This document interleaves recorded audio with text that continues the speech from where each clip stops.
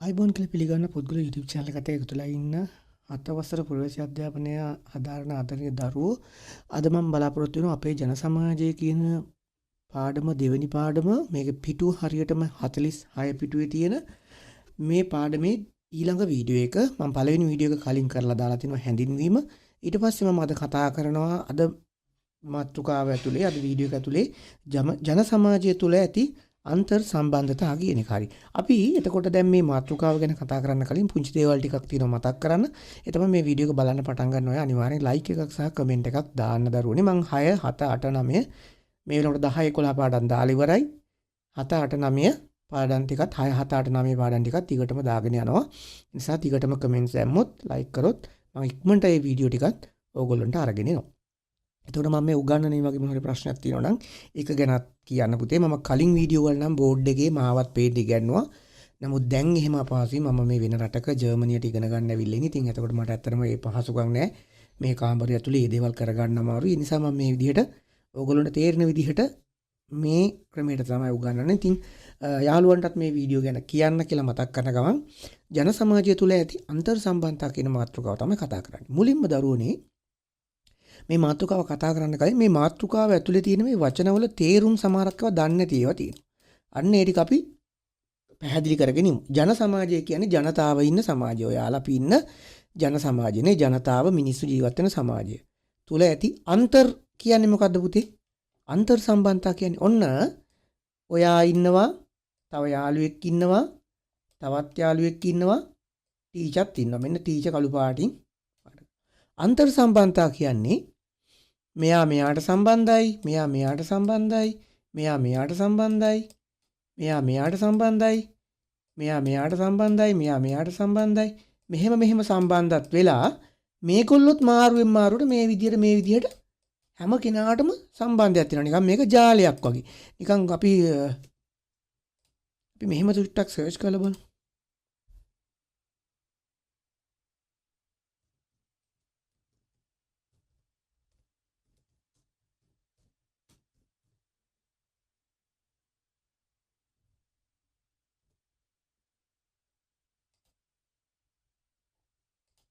මේ තියෙන්නේ පුතේ මෙන්න මේ ඔයගොල්ලන්ට පේනවද මෙන්න මේක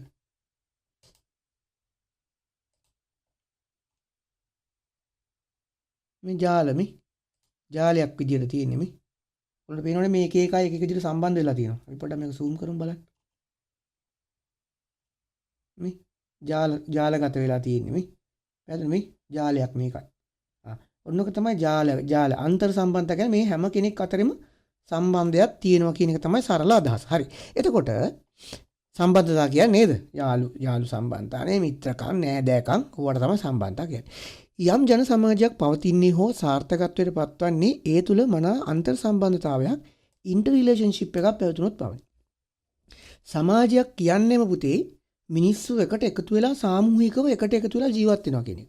එතකොට සමාජයක් පවතින්නේ සහ එහි සාර්ථක වෙන්නේ හොඳට දියුණු වෙන්නේ මිනිස්සු හොඳ සතුටින් ජීවත් වෙන්නේ අන්තර් සම්බන්ධතා හොඳට පැවතුනොත් විතරයි.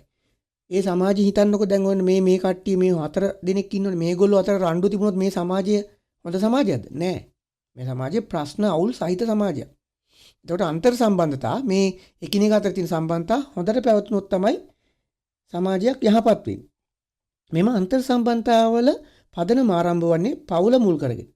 මේ අන්තර් සම්බන්ධතාවල පදනම නිර්මාණය වෙන්නේ පවුල කියන එකේ. පවුල තමයි කුඩාම ඒකකය. තේරුණාද?